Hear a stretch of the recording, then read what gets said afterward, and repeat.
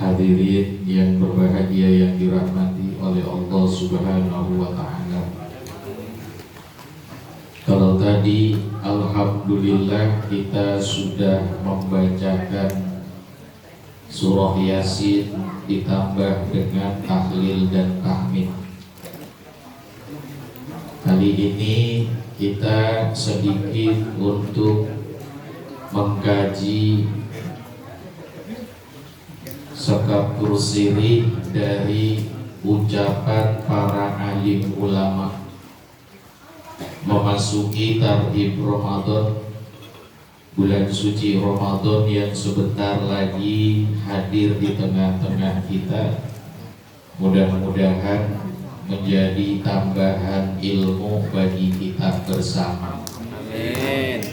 Mudah-mudahan kita dikasih sehat walafiat, diberikan panjang umur, memasuki bulan suci Ramadan. Mudah-mudahan puasa kita menjadi puasa yang makbul. Yang terpenting hajat dari Bapak Jaka beserta dengan Ibu mudah-mudahan dikabulkan oleh Allah Subhanahu wa Ta'ala. Amin ya Rabbal. Para bapak hadirin jamaah yang berbahagia yang dirahmati oleh Allah, tidak ada anak yang paling beruntung ketika seseorang menjadi anak yang soleh. Karena anak yang soleh itu menjadikan kedudukan orang tuanya baik di dunia ataupun di akhirat diangkat oleh Allah Subhanahu wa Ta'ala. Begitu pentingnya menjadi orang yang soleh, sampai-sampai baginda Nabi ketika Isra dan Mi'raj, beliau pun memohon kepada Allah agar umat Nabi diberikan rahmat, maghfirah dan ridho dari Allah Subhanahu. Ketika Nabi mengatakan assalamu alaina wa ala ibadillahis sholihin. Di sini ada Bapak Solihin, ada.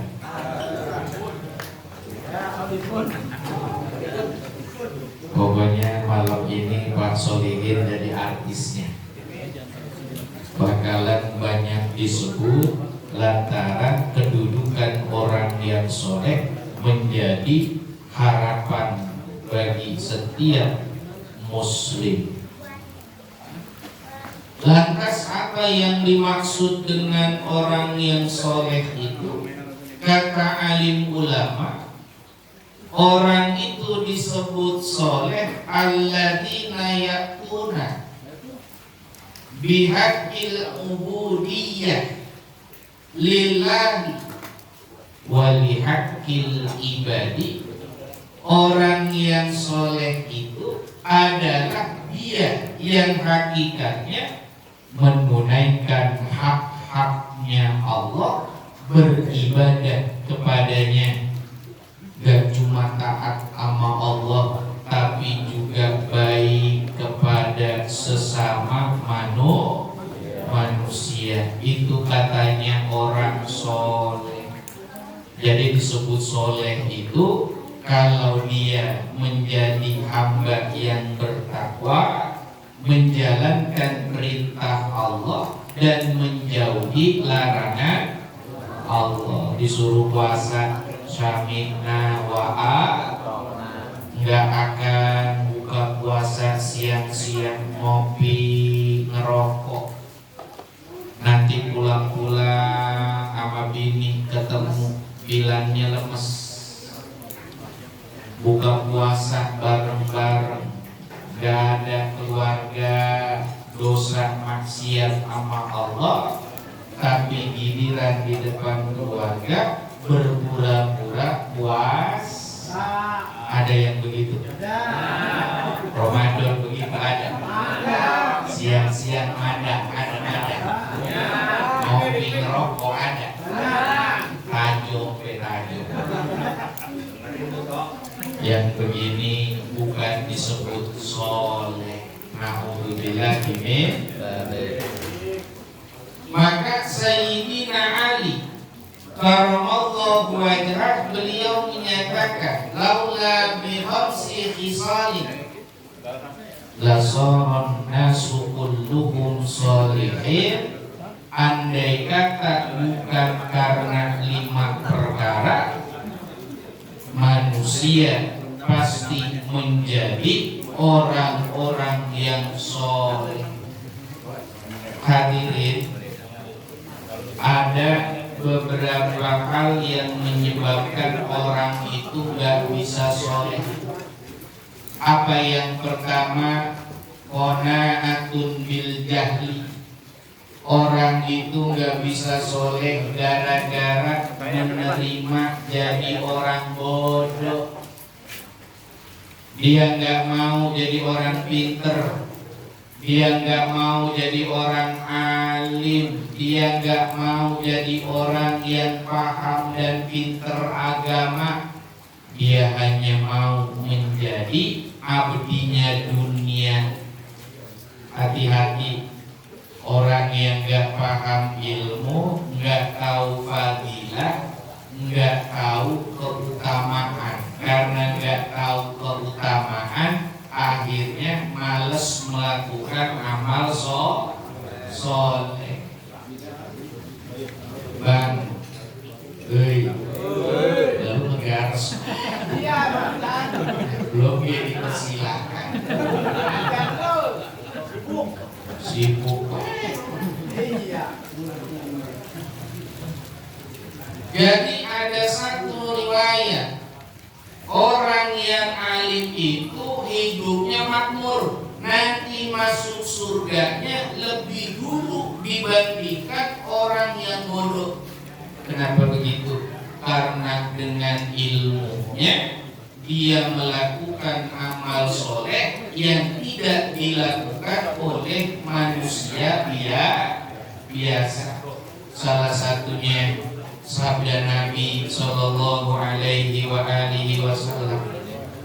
Beliau mengatakan, orang yang meninggal dunia, kalau dia jatuh di hari pertama, maka itu adalah waktu yang paling menakutkan, waktu yang paling susah.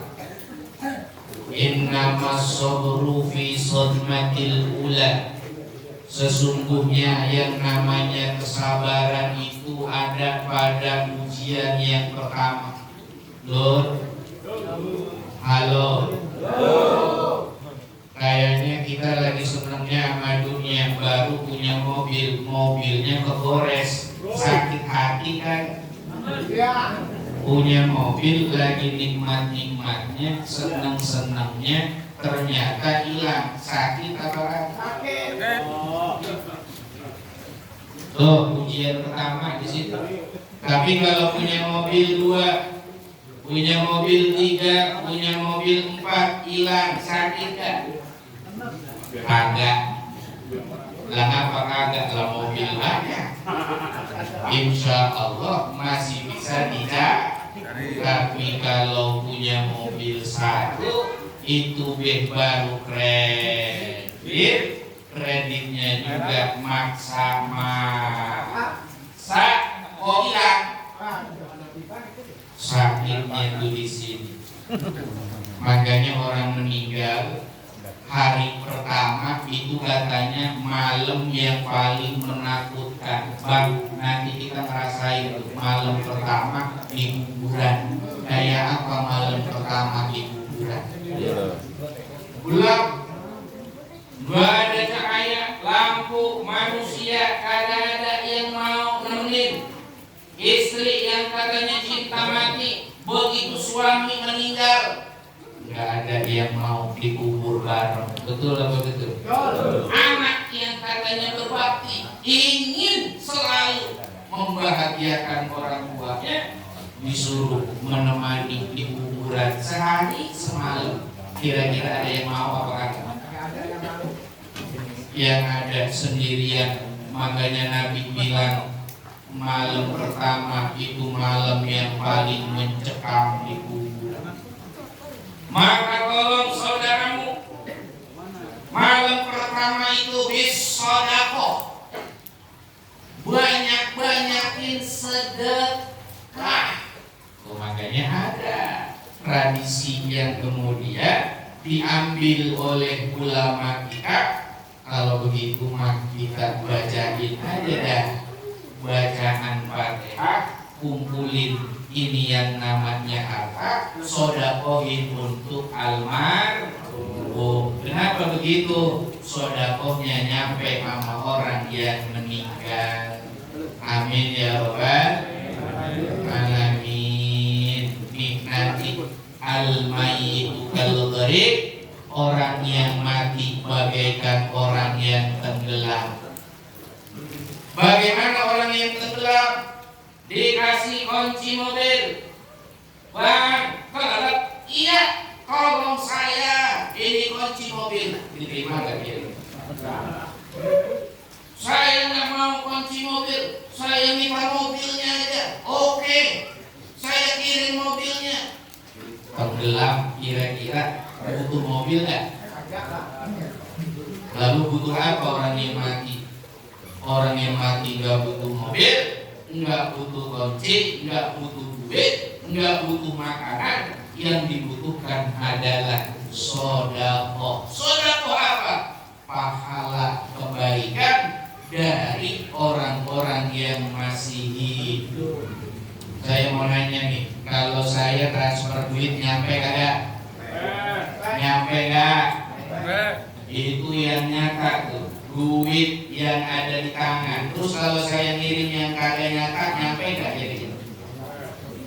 Contohnya pulsa. Pulsa ada duitnya? Kagak.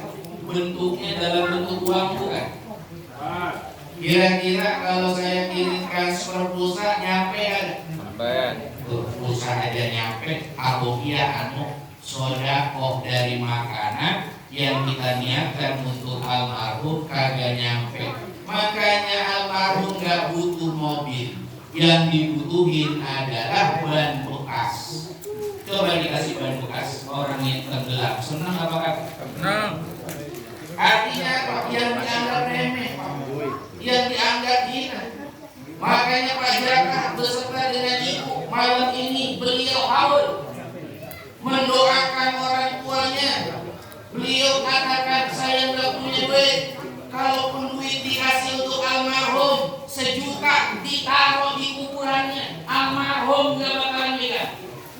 Nah, di kuburan kagak ada warteg, bagaimana mau belanjain duit? Betul.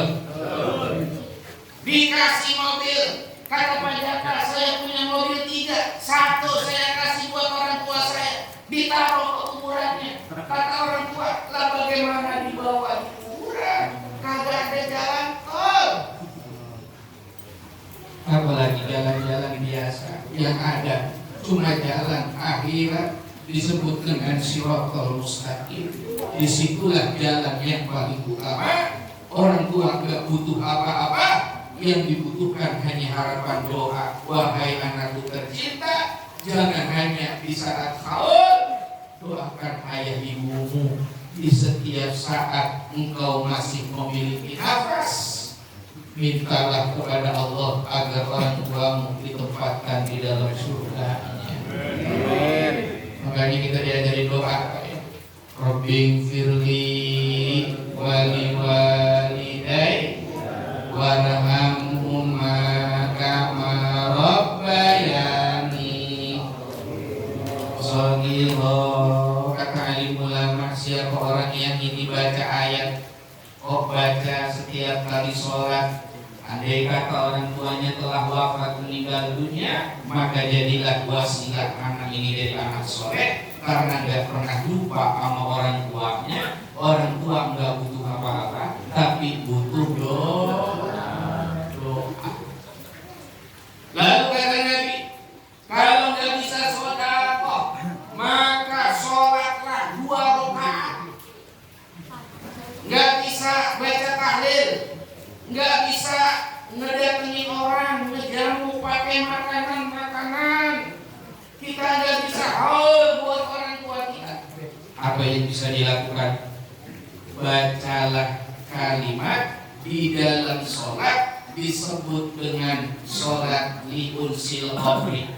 Bang, ini kalau nggak tahu ilmunya, jarang-jarang diturunin ini nama alim ulama untuk kumpul di ini majelis. Jadi paham. Orang yang punya ilmu, insya Allah hidupnya berkah. Amalin. Amin. Ini kata Nabi. Mau diajarin Pak? Kata Nabi, siapa yang orang tuanya belum ditahlilin, belum dihaulin, belum dikasih sodakoh, belum apapun. Ada yang sampai hari ini nih mau munggahan belum datang ke kuburannya nih. Betul apa enggak? Males banget tuh Pak. Nongkrong ke orang tuanya, bilang barat, datengin makamnya, posretin tuh yang namanya tanahnya, banyak ilalangnya, bawain tuh yang namanya apa? Bunganya, berikan salam yang terbaik untuk orang tuanya. Ini mau Ramadan, orang tua kita lagi nungguin. Lah, ini anak soleh, mana ini doanya? Munggah bulan suci Ramadan, lupa sama orang tuanya. Nih Nabi ngajarin Pak. Apa kata Nabi? Sholat 2 rakaat, rakaat pertama baca Fatihah. Karena orang sholat nggak baca Fatihah nggak sah. La sholat liman lam yaqra bi Fatihatil kitab. Nggak sah orang sholat yang nggak baca Fatihah. Di mana-mana sholat harus ada Al-Fatihah. Bismillah termasuk dari Al-Fatihah. Makanya kalau baca Bismillah kencengin. Jangan kalau sholat Bismillahnya di dalam hati, kencengin. Karena bagian daripada Al-Fatihah. Yang kedua, habis Fatihah baca ayat kursi. Bapak apa ayat kursi? Hafal. Allahu la ilaha illa huwal hayyul. Baca itu 1 kali. Udah 1 kali ayat kursi, baca surah Al-Hakumut Takasur 1 kali. Satu kali. Udah Al-Hakumut Takasur, baca yang terakhir Qul huwallahu ahad 10 kali. Berapa? 10. Awas jangan susah. Kalau susah tuh begini, ibarat bayi lahir, bayi itu keluarnya pala dulu apa kaki dulu? Oke. Pala. Kalau kaki dulu disebut susah. Kalau baca Al-Quran jangan dibolak-balik. Habis Fatihah, ayat kursi, baru Al-Hakumut Takasur, baru Al-Ikhlas. Jangan dibalik. Fatihah, Al-Ikhlas, kemudian Al-Takasur, Al-Hakumut Takasur, baru ayat itu namanya susah. Jangan ya ibarat bayinya sungsang. Bacanya yang tartil sesuai dengan urutan. Pertama Fatihah, yang kedua 1 kali, Takasur 1 kali, Kulhu 10 kali. Rakaat pertama. Rakaat kedua begitu. Selesai rakaat kedua, Bapak tinggal bilang begini, ya Allah, saya kirimkan bacaan daripada Al-Quran yang ada di dalam sholat saya untuk almarhum bapak saya, Mulan bin Mulan. Gampang kan? Gampang nggak? Gampang. Apa yang terjadi? Rasulullah mengatakan, demi Allah, ketika ini dibaca, 1000 malaikat membawa nampan-nampan cahaya. Lalu nampan-nampan cahaya itu diberi menjadi hadiah. Cahaya itu akan langsung bersinar sampai dengan datangnya hari kiamat. Maka alim ulama menyebutnya liunsil qabri. Bapak punya orang tua udah meninggal, sholat 2 rakaat. Shallallahu ala Nabi Muhammad. Allahumma shalli wa sallim wa barik alaihi. Gampang apa kan? Tapi ini ilmu jarang-jarang dikasih. Nah kalau belul nggak paham ilmu, kagak bakalnya dia dapat fadilah dari Allah Subhanahu. Amalin ya Pak ya. Kita punya guru kita udah meninggal, tuh bacain kayak begitu. Rakaat pertama Fatihah, habis Fatihah ayat habis ayat kursi al-hakumut takasur, habis al-hakumut takasur kulhu 10 kali.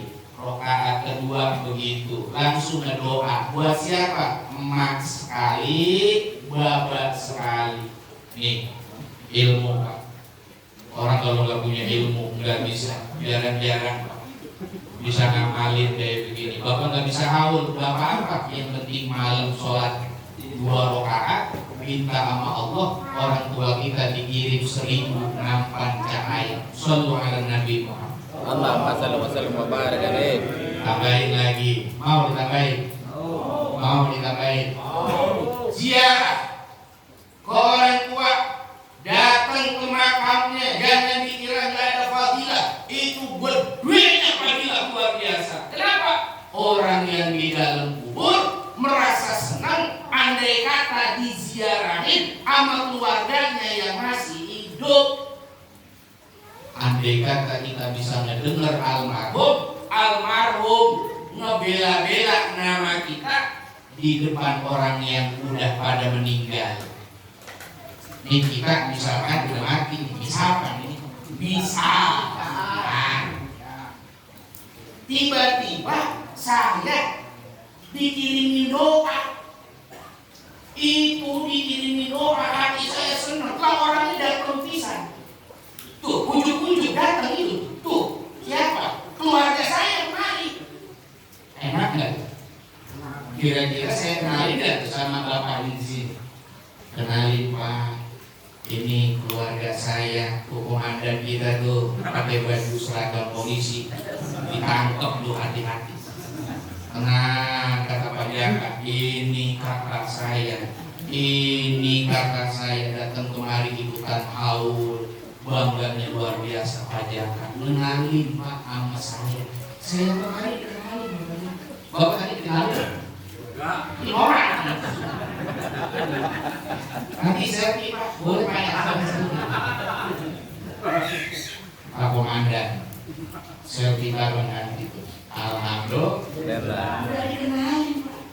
Senang Pak. Itu almarhum ngomong sama penghuni kubur yang lain. Nih anak saya datang. Kamu senang banget. Datang sama cucu. Datang sama yang namanya mantu. Datang sama kakak-kakaknya. Rukun semuanya. Datang ke kuburan emaknya. 5 saudara semuanya datang. Bangganya luar biasa. Kata Nabi, ini bikin bahagia orang yang di kuburan. Nanti kalau udah di kuburan ngapain? Ngedok, lah bukan. Di kuburan ngapain? Selfie, lah bukan. Setel, MP3. Surah Yasin. Taruh tuh. Bacaan surah Yasin di kuburan. Maka bisa baca Yasin kan?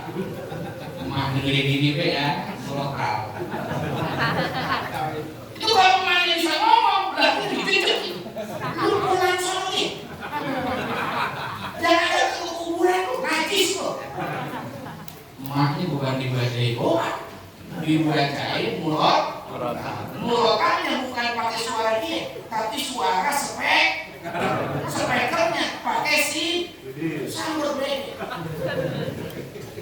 Jangan gitu Pak, nggak boleh. Kata alim ulama, bacaan kaset itu nggak bisa jadi ibadah, nggak bisa. Ya, kalau ulama nahu bilangnya nggak masuk syaratnya kalam. Al kalamu huwa lafzul murakkabul mufidu bil wad'i. Saya pernah bilang tuh sama Ustaz Santoso kemarin nanya, saya kalau Jumatan bacaan pakai mic apa pakai mulut langsung kalau baca Quran? Ya kalau misalkan pakai mic kagak ada nilainya, pahalanya hilang. Kagak ada pahalanya. Kenapa? Karena nggak masuk dalam kategori kalam dalam standar ilmu. Nah, tapi kalau diucapkan pakai lisannya, Bismillahirrahmanirrahim, berpahala. Sama orang ngigo, di sini ada ya kalau ngigo baca Yasin hatam. Ngigo, tidur ngigo. Yasin, Al-Quran, dua baru ada. Habis pulang tahlilan dari Bajakan Yasin. Tapi ngorok kira-kira berpahala nggak? Nggak ada pahala. Kenapa? Karena nggak termasuk alam dalam ilmu. Nah, kalau sudah masuk ke kuburan, jangan hanya liatin babanya yang udah meninggal patok kuburannya, tapi bacakan doa. Nih saya ajarin Pak, ikutin. Bismillahirrahmanirrahim. Bismillahirrahmanirrahim. Allahumma salli ala sayyidina Muhammad. Allahumma biwajhi nabiyyikal karim. La tu'adzib hadzal mayyit fi qabri. Tuh, Bapak begitu doang. Udah pulang ziarah, almarhum gak bakalan kena azab siksa. Sampai kapan? Insya Allah sampai hari kiamat. Amin. Enak gak tuh? Ilmu, lagi-lagi ilmu. Kalau nggak ada ilmunya susah. Ya datang ke kuburan lewat engkongnya, lewat neneknya, gitu dong. Siapa yang baca tahlil? Siapa yang baca doa? La ilaha illallah. Orang tua cuma dijenguk doang. Orang tuanya nungguin. Mana? Kiriman mana dikirim? La ilaha illallah. Pulang karat gak punya ilmu. Tambahin, mau tambahin? Mau ditambahin? Yang kompak mau ditambahin? Muawiyah. Dulu ada sahabat Nabi, beliau wafat meninggal dunia. Muawiyah kalau pagi, siang, sore ngopi, ngerokok, minum, main basket, badminton, ngapain be? Pokoknya mah nggak lepas mulutnya dari baca dulu. Meninggal. Rasulullah ada di Tabuk dengan Madinah, lah jauh. Datang malaikat Jibril kepada Nabi kita, ya Rasul, Allah kirim salam, engkau disuruh pulang.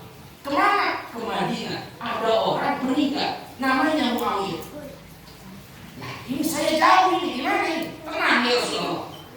Allah berikan kemampuan melipat bumi. Engkau tinggal jalan hari ini langsung sampai ke kota Madinah. Engkau akan tahu siapa orang yang meninggal itu.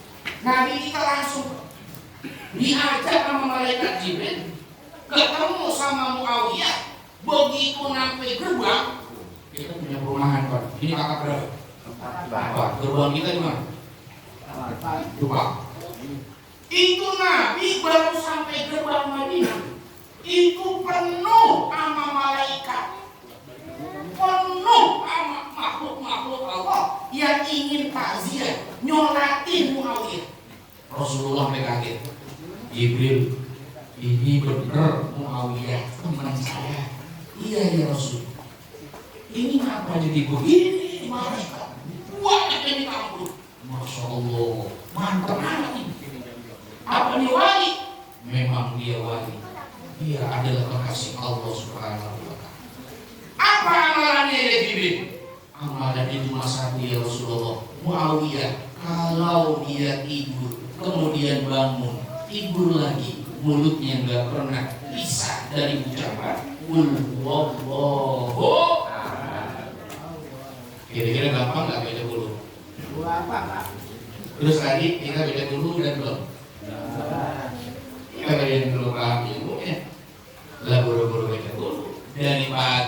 sampai di malam boro-boro baca kul. Betul apa betul? Untung ada tahlilan. Akhirnya Ustaz Mukhtar guru kita membiasakan lisan kita dengan baca kul 3 kali ya, kul 3 kali. Satu orang 3 kali. Ini yang hadir berapa orang? 100 kali 300 dikasih buat almarhum tuh. Berat-beratnya Pak Jaka. Dikasih kerja tuh, pahalanya malam hari ini. Kira-kira berapa pahalanya? Kalau Nabi mengatakan 1 kulhu sepertiga Quran, 2 kulhu 2/3 Quran, 3 kali kulhu khatam Quran. Berarti itu udah berapa kali khatam? Dikasihin buat bapaknya yang dikubur. Berapa jumlah malaikat yang hadir di kuburan almarhum saat ini? Masya Allah. Itu kalau kita bisa melihat begidik gitu. Andai saya dikasih kesempatan buat mudah lisan kita membaca Al-Quran, saya tidak akan pernah melepaskan lisan saya dari membaca Qul huwallahu ahad. Main bola, tendang, Qul huwallahu ahad. Main gape, Allahus somad. Ada yang begitu? Main badminton, lam yalid walam yulad. Gimana? Naik motor, walam yakul lahu kufuwan ahad. Gampang nggak kira-kira? Gampang. Tapi kalau paham ilmu, kalau nggak paham ilmu, lah boro-boro kulhu yang ada di naik mobil, naik motor, nyumpahin orang dulu. Betul. Ini mulut kita nih gampang nyakitin orang, menggunakan kata-kata yang tidak semestinya. Nauzubillah min. Maka Nabi bilang Muawiyah dimuliakan oleh Allah gara-gara membaca Qul huwallahu. Kita tadi baca apa aja? Bukan cuma Qul huwallahu. Anasnya dibaca, Al-Falaqnya dibaca, ayat kursinya dibaca. Kemudian dibaca lagi tasbihnya, tahlilnya, tahmidnya, sholawatnya. Siapa yang bilang tadi nyampe? Kita doain modal malam ini. Biar dia ngerasain tuh dapat pahala dari kita. Kita doain nyampe nama saudara-saudara kita muslimin, muslim. Kadang-kadang gede kok. Karena nggak punya ilmu, ya akhirnya ya begitu. Nyala-nyalahin orang yang baca Al-Quran ini menjadikan dia nggak soleh. Makanya alhamdulillah kita tidak didik soleh, hadir di majelis ilmu. Mudah-mudahan Ramadan makin nambah ya Pak ini ya. Ya, di rumah Ramadan bukan dapat pahalanya, cuma dapat lapar sama haus. Siapa yang begitu tuh? Ramadan gibah ngomong-ngomongin Ramadan berantem, Ramadan ngebohongin Ramadan masih nyakitin ya nggak dapat apa-apa, cuma dapat lapar sama haus. Makanya Pak, segala-gala kudu pakai ilmu. Bahagia kita pakai kumpul ulama kita, ustaz-ustaz kita. Ini kita kumpul nih. Ada Kiai Imron, alhamdulillah beliau datang. Ada guru kita Kiai Mukhtar, alhamdulillah. Ada Ustaz Santoso, alhamdulillah. Ada Ustaz Saiful 2 hari, alhamdulillah. Besok romannya mah gua kalah jadi Bilal Raweh. Ya, bismillah. Mohon doa restu bapak-bapak. Iya. Romannya mau bertugas menjadi Bilal itu gurker luar biasa. Mudah-mudahan kita balik kali tugasannya ya. Saudara Muhammad. Sahabat sallallahu alaihi Nabi Muhammad makhluk baru pertama. Begitu katanya. Dari kemarin dinyambatnya sama saya.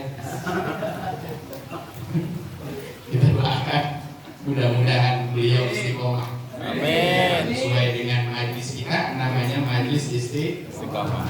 Saya titip-titip ini sama Kiai Mukhtar dan Gomelit ya. Prototin. Ya, pulang-pulang. Ya. Masya Allah. Ini yang pertama.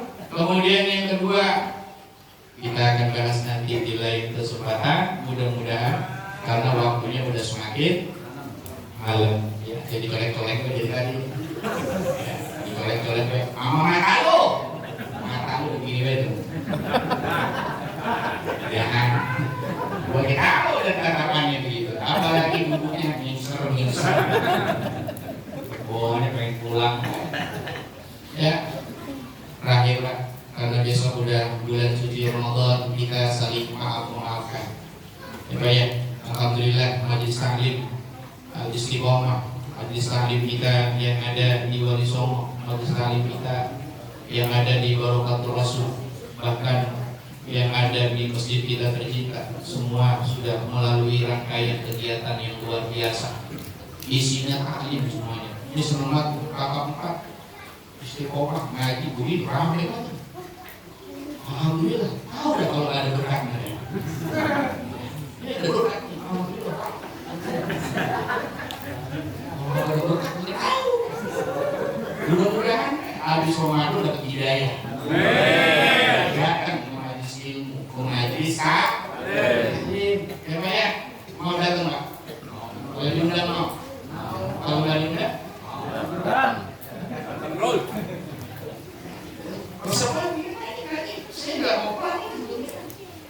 Terus itu ya? Boleh. Dua aja, dua kayak. Udah kecapean. Besok-besok mudah-mudahan kita lebih istiqomah kembali. Amin ya rabbal alamin. Inilah yang bisa disampaikan. Mudah-mudahan apa yang disampaikan bermanfaat untuk kita. Yang terpenting dari hikmah hari ini kita kumpul adalah menjadi orang yang soleh, berbuat baik kepada orang tua, hadirkan kebaikan kepada sesama, taat kepada Allah Subhanahu wa Ta'ala. Dengan begitu mudah-mudahan kita akan dimasukkan oleh Allah ke dalam surganya. Amin ya rabbal alamin. Ikan sepat, ikan gabus berendam di air tawar. Makin cepat udahan makin bagus. Perut dulu udah pada lapar. Dari tadi. Kopi masih ada kok. Ini saja yang bisa disampaikan. Nanti kita lanjut lagi kapan-kapan. Mudah